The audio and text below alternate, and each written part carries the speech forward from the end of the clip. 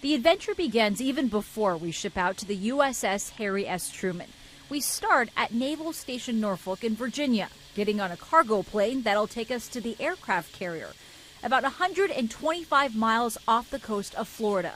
Right now we're on board a C-2 Greyhound. This is not your normal commercial airline flight. We all have to put on these helmets and these goggles right here. As well as this here, this is not your normal seatbelt. You can see that it straps in over the shoulders as well as around the waist, and there are no windows. But this is what's going to take us out to the carrier after a brief refueling stop in Jacksonville.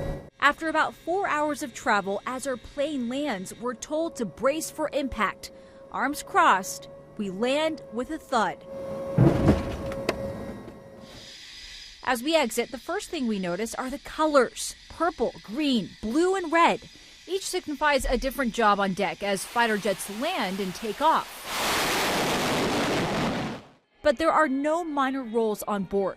Every position matters, and everyone has to give their 100%. Commander Jim Elmore, who calls Silver Spring home, says that because the carrier is always operating, there are no days off. It's relentless and unforgiving. So there's always this, we always have to be on top of our game. There's never a bad day. Ship Captain Nick Deanna says it's a lot of responsibility for many who aren't even old enough to legally drink. The vast majority of our sailors are youngsters under the age of 21 years old. And these are men and women who continually and consistently leave everything they care about and love behind them. And that includes their families, friends, and cell phones. On board at sea, there's no Wi-Fi, no cell reception. D.C. native Erica Colbreth says when she first arrived on the Truman, she didn't know if she could make it. When I first went out to sea, I was going crazy. I was crying. I was like, I can't do this.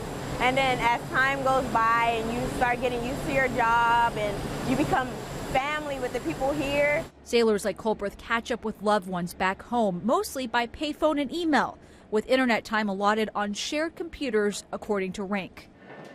For the more than 5,000 sailors who are on board the Truman, there's also a post office to write letters back home, complete with its own zip code. A true community of its own, coming up. It gets really hard sometimes. It gets really stressful sometimes too as well. As the Truman sails north, a window into what sailors do for fun to help with that stress.